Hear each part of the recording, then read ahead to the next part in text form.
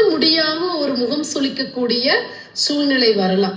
அப்போ அதுக்கு அந்த கஷ்டங்கள்லாம் உங்களுக்கு கொடுக்காம அவங்க போய் சேர்றதுன்றது ஒரு நல்ல ஆன்மா, ஒரு நல்ல முடிவு அவங்களுக்கு கடவுள் கொடுத்திருக்காரு அப்படின்னு தான் இந்த இடத்துல மனசை நம்ம பக்குவப்படுத்திக்கணும். அது போலவே தனிமையில வாழ முடியாதா அப்படின்னா, ஒரு காலகட்டத்துல வாழ்க்கையில எதுவுமே நிரந்தரம் இல்லை அப்படின்னு கொடுத்திருக்கக்கூடிய கடைசி அத்தியாயம் தான் நம்மளுடைய வாழ்க்கையில தனிமை. ஆரம்ப காலகட்டத்துல இளமையில ஒரு காலேஜ் முடிப்போம், வேலைக்கு போவோம், தனியா தான் ஸ்டே பண்ணுவோம், ஃப்ரெண்ட் சர்க்கிள்னு இருப்பாங்க கொஞ்ச காலகட்டம். அதுக்கப்புறம் ஒரு 30 வயதுக்கு மேலப்பட்ட இடைப்பட்ட ஒரு அத்தியாயம் தான் வாழ்க்கையில என்ன அப்படின்னு பாத்தீங்கன்னா, நம்மளுடைய திருமண வாழ்க்கை, குழந்தைகள் பிறக்கிறது, அதுக்கப்புறம் அவங்கள செட்டில் பண்றது, அதுக்கப்புறம் கணவனையோ மனைவியையோ பிரிந்து வாழக்கூடிய அந்த 3வது அத்தியாய வாழ்க்கையை தான் நம்ம தனிமையை உணர்றோம்.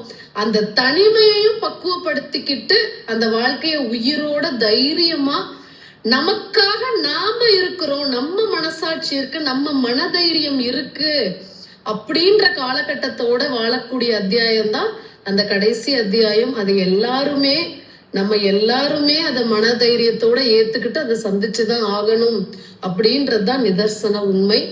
சோ அதை நம்ம மனப்பக்குவத்தோட ஆசுவாசப்படுத்திக்கிட்டு அந்த வாழ்க்கையையும் பக்குவப்படுத்திட்டு வாழ்ந்துதான் ஆகணும். நன்றி.